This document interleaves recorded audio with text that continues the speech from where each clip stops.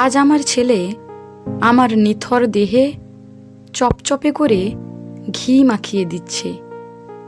পাশে দাঁড়িয়ে থাকা শ্মশান যাত্রীরা বলছে, ভালো করে ঘি মাখাও, তাহলে বডি তাড়াতাড়ি পুড়ে যাবে। আমি দেখছি আমার ছেলে আমার প্রাণহীন দেহটায় একটা বড় শিশির ঘি ঢেলে কিভাবে ঘি মাখানোর নিয়মে কৃত্রিম শ্রদ্ধা উগড়ে দিচ্ছে।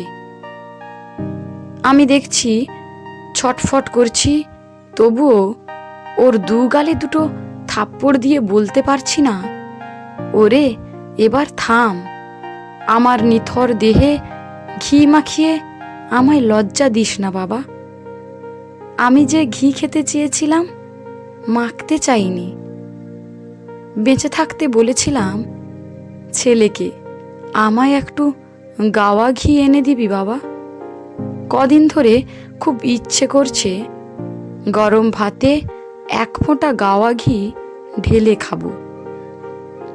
বৌমা বলেছিল, এই বয়সে এত লোভ ভালো নয় মা, ভালো মন্দ কিছু হলে আমাদেরই ভুগতে হবে। ছেলে বলেছিল, সংসারে এত খরচ হয়, তুমি আর বাড়তি খরচের কথা বলো না তো মা। আমি সেদিন কাঁদিনি, বুঝেছিলাম ছেলের অনেক কষ্ট হয় সংসার টানতে। তারপর আর কোনোদিন ঘি খাওয়ার কথা মনের ভেতরেও আনিনি। শেষে আজ গলগ্রহের ভাত গলা দিয়ে নামতে নামতে বাধা পেল আমার শ্বাসনালীতে। আমি সারা জীবনের মতো ছেলের মাথার বোঝা হালকা করে দিলাম। আমার মনে এতটুকু দুঃখ ছিল না আমি ঘি খেতে পারিনি বলে। কিন্তু আজ যখন ছেলে আমার প্রাণহীন দেহে ঘি মাখিয়ে দিচ্ছে, আমার আত্মা যেন জ্বলে পুড়ে যাচ্ছে রাগে। ওই এক শিশি ঘিয়ের স্বাদ আমার জিভটা পেতে চেয়েছিল, আমার দেহ চাইনি ঘিয়ের লেপন।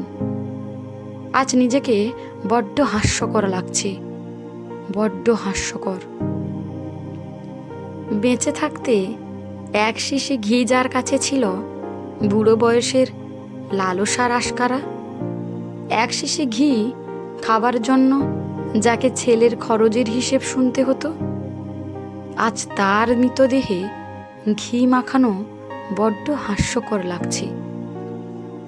আমি চিৎকার করে বলতে চাইছি, ওরে থাম, আমার শরীরে আর ঘি ঢালিস না। আমি একটু ঢিমে আঁচে পুড়তে চাই, ঢিমে আঁচে। আমার শেষ বয়সের গল্প রেখে আস্তে আস্তে পুড়তে চাই, কিন্তু বলতে পারছি না। ওরা আমার ঘি মাখানো দেহটা চুল্লিতে ঢোকালো, তারপর চুল্লির দরজা বন্ধ।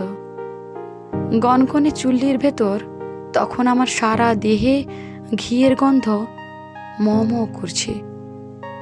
আমি সহ্য করতে পারছি না, কিছুতেই সেই ঘি আগুনের লেলিহান আমি সহ্য করতে পারছি না।